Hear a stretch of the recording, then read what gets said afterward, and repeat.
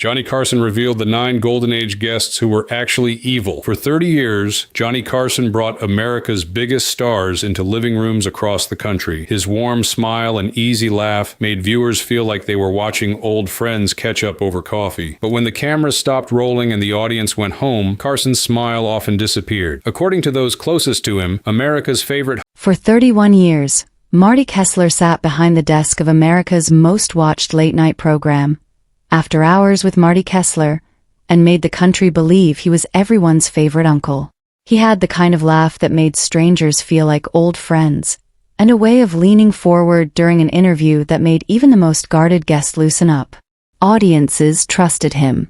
Networks built entire evenings of programming around him. But according to 3 former staffers who worked closest to him during the show's 22-year run at its flagship studio, the moment the cameras cut to commercial, that warmth sometimes vanished. Marty had 2 faces, and everybody who worked there knew it, said one former stage manager, who asked to be identified only by her first name, Denise, for this piece. On camera, total sweetheart. The second that red light went off, sometimes he'd just go cold and quiet, and you knew somebody in that day's lineup had gotten under his skin. Kessler kept no written list. At least, none that has ever surfaced. But according to the people who spent decades standing just off camera, he kept a mental one. A private ledger of guests he considered not merely difficult, but genuinely rotten underneath the charm.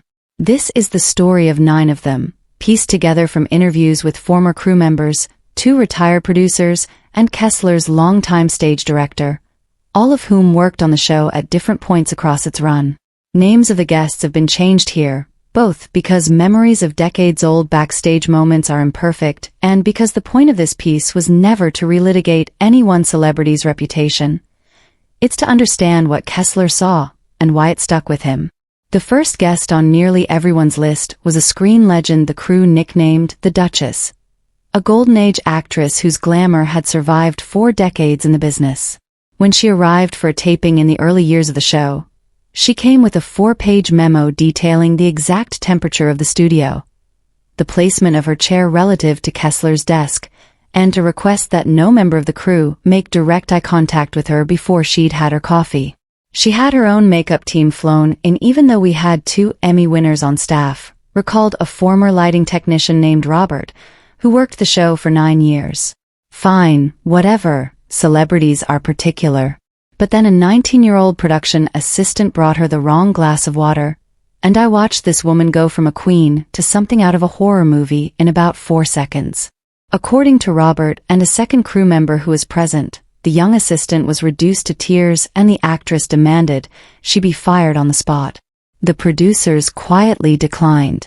What stuck with Kessler, according to his longtime director Hal Prescott, wasn't the outburst itself. Celebrities had bad days.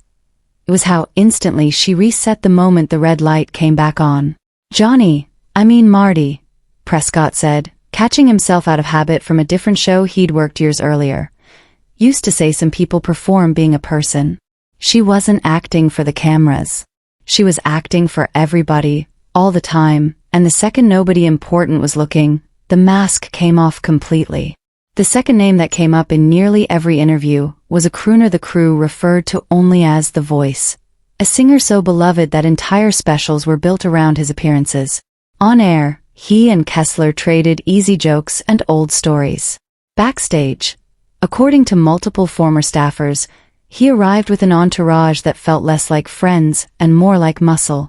You'd see these guys posted at every exit, just watching, said Denise. Nobody said a word to us, but you felt watched the whole night. One floor manager, a war veteran in his 50s by the time of the incident, reportedly gave the singer a standard 3-minute warning before his segment and was grabbed by the collar for his trouble. Nobody tells me when I've got 3 minutes, the singer allegedly snapped, according to 2 people who say they witnessed it. Kessler, watching from a monitor in his office, was reportedly ready to cut the segment entirely before a producer talked him down, citing the ratings the appearance would bring. What finally broke Kessler's patience, according to Prescott, wasn't the intimidation of the crew. It was a comment made about a young female staffer's appearance during a commercial break, loud enough for people nearby to hear. Marty didn't raise his voice much, but he told him flatly, "We don't talk about my people that way here," Prescott said. After that, he capped him at one appearance a year.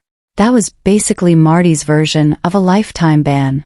Then there was the filmmaker the staff nicknamed the auteur, a towering figure in cinema whose booming voice and colossal ego became studio legend.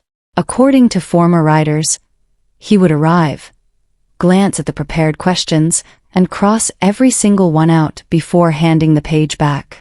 "He told us our questions were pedestrian," one former writer said. "Then he'd just talk for as long as he wanted, ignore every cue, and we'd end up bumping 2 other guests because his 7-minute segment somehow became 25. Kessler, a noted perfectionist about pacing and production, found this maddening less because of the disruption and more because of what it revealed. "Genius doesn't excuse everything," he reportedly told his sidekick after one especially chaotic taping. "Being brilliant doesn't give you the right to hijack somebody else's show." Staff recalled him once standing up mid-segment to direct the camera operators himself, an intrusion that left Kessler, by all accounts, quietly furious for the rest of the night. A screen legend nicknamed the Duchess of Malice by the crew earned her spot for an entirely different reason: her treatment of fellow guests. When booked alongside younger performers, she would reportedly turn her back on them mid-story if they were getting laughs she felt belonged to her. "You could see her sitting there seething," a former talent coordinator remembered. "She wanted to be the only story in the room." Behind the scenes, according to several female staffers who worked the show in its middle years, her language toward crew could turn sharp and cutting, particularly toward those she judged unworthy of her attention. Kessler, who generally avoided confrontation with guests, made an exception once when she berated a card holder for moving too slowly during rehearsal. He very quietly told her that on his show, everyone gets spoken to with respect or nobody speaks at all, Prescott recalled. She was stunned. Nobody talked to her like that. But she backed down. A once beloved child star of the studio era, the crew's nickname for him was blunt, grabby. Decades removed from his box office peak, he became notorious among the show's younger female staff for lingering touches, unwanted comments, and a habit of holding on to a wrist a few seconds too long when a production assistant brought him water. "You'd ask to be reassigned the second you heard he was booked," one former assistant said. According to Prescott, Kessler was slower to act on this one than on almost anything else, in part because of how normalized certain behavior had been in an earlier generation of the industry. But after one taping where the guest made repeated comments toward a young actress also on the show that night, Kessler reportedly apologized to her personally once the cameras stopped rolling. "That's not how professionals act on my show, and it won't happen again," he told her, according to Prescott. And from then on, the guests' future bookings were quietly steered toward daytime pre-tapes instead of live evening broadcasts. Then there was the guest the staff dubbed the Countess, a European-born personality whose accent and glamour made her a recurring audience favorite. Her contract rider, according to a former talent coordinator, ran 4 pages. A precise dressing room temperature, orchids only, a specific brand of imported water with exactly 3 ice cubes, her own lighting technician flown in at the show's expense, and a standing request that no female guest under 40 be booked on the same night. "We thought the rider was a joke the first time we got it," the coordinator said. When her demands weren't met exactly, she would reportedly refuse to leave her dressing room, throwing off the entire taping schedule. Kessler, according to Prescott, once had to call her directly to coax her out after a foundation shade mishap turned into a shouting match with the makeup department. He'd say something like, "You look beautiful already. Let's save the emergency for another day," Prescott recalled, with visible exasperation even decades later. What frustrated Kessler most wasn't the vanity itself, staffers said, but the ripple effect. Other guests kept waiting, crew forced into overtime, an entire night's schedule held hostage to a bottle of foundation. A respected dramatic actress nicknamed The Storm earned her place on the list for reasons entirely different from vanity or cruelty. Rather than trading light banter, she would launch into unbroken monologues about politics or personal conviction that left Kessler visibly searching for a way back to the format.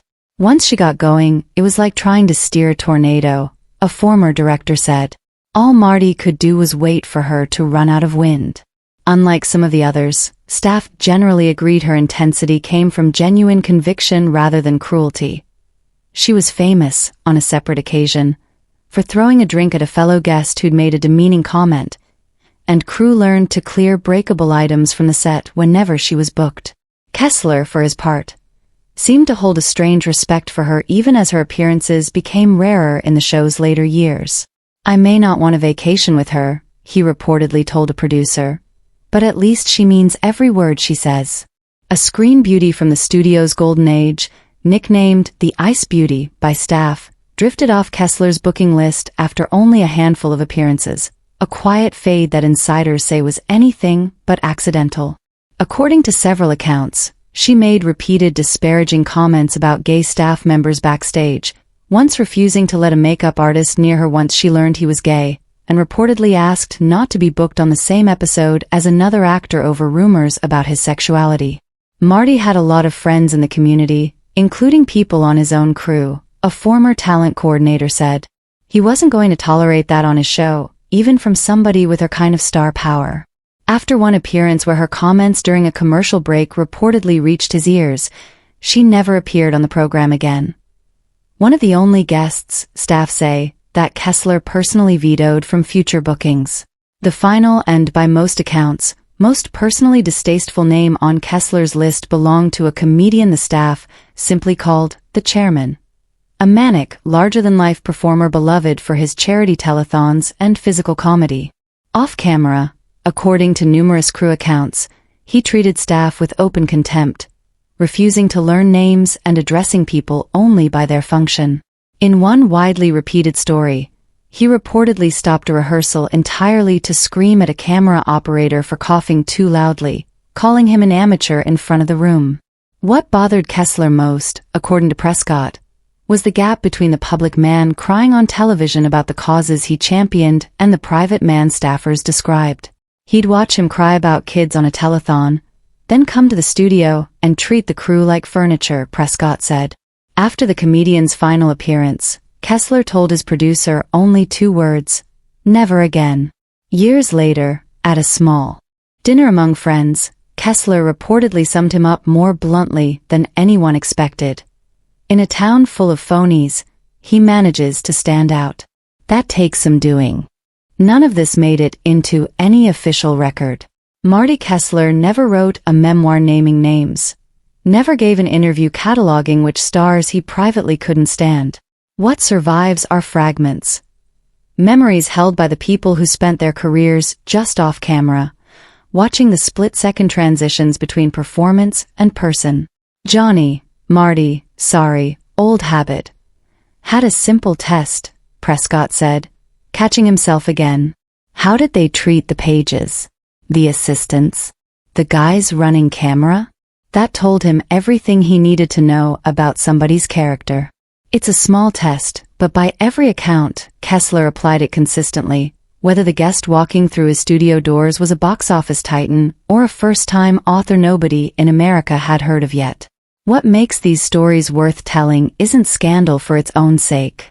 It's a reminder that the golden age of television, with its careful lighting, rehearsed spontaneity, and manufactured warmth, ran on the labor of people whose names never appeared in the credits, and whose treatment, more than any performance, revealed who their famous guests really were once the red light went dark.